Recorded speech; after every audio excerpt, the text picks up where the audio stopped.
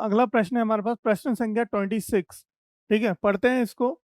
एक गोल मेज पोस्ट पर 6 समान डिजाइन बने हुए हैं। मतलब एक गोल मेज पोस्ट है। मेज पोस्ट मतलब जैसे कि कपड़ा जो बिछाते हैं, ठीक है, जो राउंड टेबल पर अगर कोई मेज पोस्ट बिछाए, कपड़ा बिछाए, तो उस पे कपड़े पर क्या है, 6 समान डिजाइन बनी हुई है, जैसा कि आपको चित्र में दिख रहा होगा। ठीक है, जैसा कि चित्र में दर्शाया गया है। यदि मेज पोस्ट की त्रिज्या 28 सेंटीमीटर है, मेज पोस्ट की त्रिज्या कितनी है, 28 सेंटीमीटर, तो 0.35 प्रति यानी 35 पैसे प्रति वर्ग सेंटीमीटर की दर से इन डिजाइनों को बनाने की लागत ज्ञात कीजिए, और जहां √3 का मान रखना है 1.7 का प्रयोग कीजिए। √3 का मान 1.7 प्रयोग करेंगे, और इन डिजाइनों का हमें निकालना है क्या, कॉस्ट। कॉस्ट निकालनी है, मेकिंग कॉस्ट निकालनी है इन डिजाइनों की जो मेज पोस्ट पे बनाई गई हैं। अब देखो ये 6 समान डिजाइन है, 6 डिजाइन दिख रही हैं, 1 2 3 4 5 6, 6 समान डिजाइन बन रही है।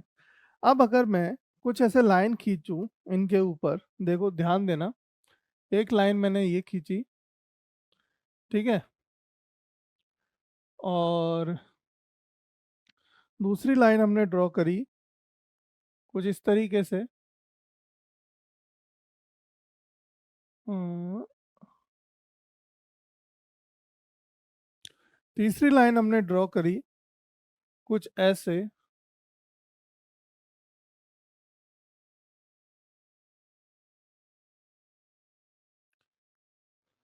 अब देखो, इन तीनों ही हमारी लाइनों का जो केंद्र बिंदु है वो समान है, सेम ही है, एक ही बिंदु है।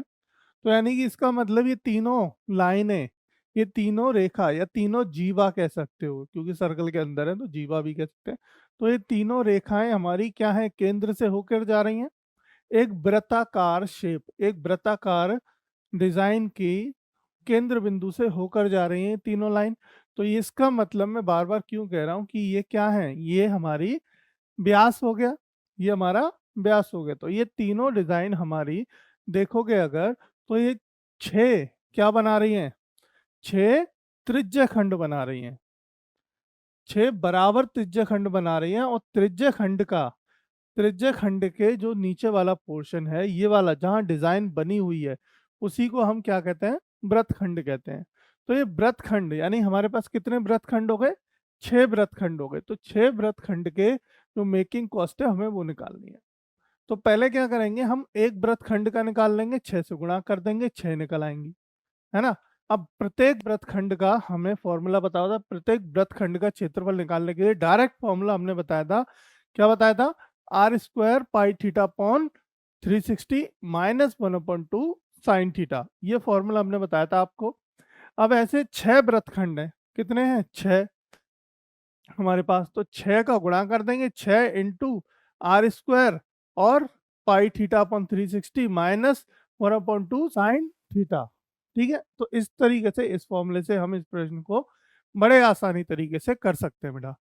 अब देखो बाद में हम क्या करेंगे, जो हमारा वर्ग आएगा, जो हमारा क्षेत्रफल आएगा, जो क्षेत्रफल आएगा निकल के, 6 डिजाइनों का क्षेत्रफल जितना निकल के आएगा, उसमें हम गुणा कर देंगे जितने प्रति वर्ग सेंटीमीटर की दर हमें दे रखी है, 35 पैसे।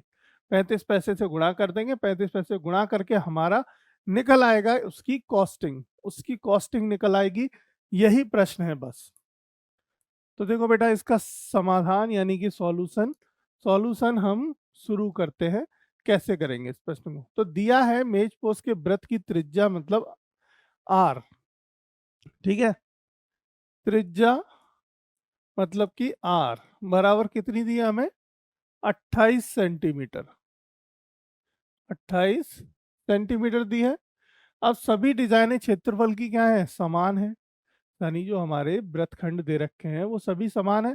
तो प्रत्येक व्रतखंड का क्षेत्रफल और जीवाओं द्वारा केंद्र पर आंतरिक कोण थीटा यानी कि समान होगा।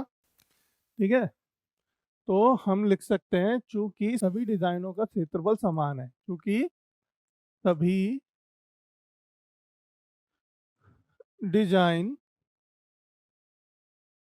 डिजाइनों का क्षेत्रफल समान है, इसलिए इसलिए प्रत्येक वृत्तखंड का क्षेत्रफल, ठीक है, जो जीवाओं द्वारा बनाया गया है, उनका थीटा का मान क्या होगा, समान होगा। समान कितना होगा, थीटा इनका देखोगे कितना होगा, देखो टोटल कितने हैं, टोटल है हमारे पास कितना, टोटल कितना होता है 360 होता है, और डिजाइन कितनी है 6, 6 से डिवाइड कर दो, 6 6 36, यानी कि कितना आ जाएगा 60। तो प्रत्येक का हमारा एंगल आ गया थीटा 60। ये लाइन आप लिख देना कि प्रत्येक वृत्तखंड का क्षेत्रफल और जीवाओं द्वारा केंद्र पर अंतरित कोण थीटा समान है तथा प्रत्येक कोण 60 डिग्री का होगा। ठीक है, तो प्रत्येक वृत्तखंड का क्षेत्रफल, प्रत्येक वृत्तखंड का क्षेत्रफल क्या होगा, देखो हमने डायरेक्ट फॉर्मूला क्या बताया, आर स्क्वायर, ठीक है, pi theta upon 360 minus 1/2 sine theta. ठीक है, अब हमारे पास कितने वृत्तखंड हैं, 6, कितने हैं टोटल, 6 वृत्तखंडों का क्षेत्रफल। तो 6 वृत्तखंड या खंडों का क्षेत्रफल बराबर कितना होगा, 6 गुणा r square pi theta upon 360 minus 1/2 sine theta. क्या हुआ, साइन थीटा। ठीक है, अब मान रख दीजिए सबके, देखिए 6 गुणा आर, आर कितना था बेटा 28, तो 28 गुणा 28, ठीक है, ब्रैकेट में पाई का मान, देखो पाई, पाई का मान वही 22/7 होगा हमारा, है ना, कितना होगा 22/7 रख दो, और थीटा का मान कितना है 60, तो ये हो गया 22/7 गुणा थीटा का मान कितना 60/360 माइनस 1/2 साइन 60। अब सॉल्व करो इसको, अब थीटा का मान हमने क्या कर लिया, रख दिया। अब देखो इसको भाग करते हैं, थोड़ा काटा पेटी करते हैं इसमें, 0 से कट गया 0, 6 6 36। अब इसको काटोगे 2 से 3 बार, इसको काटोगे 2 से 11 बार। चलिए आगे लिखते हैं अब जरा, 6 गुणा 28 गुणा 28, और ब्रैकेट में देखो 11/7 21, 21 माइनस 1/2, और साइन 60 का मान कितना होता है √3/2, √3/2, 21 आ गया नीचे, और नीचे 4 आ गया।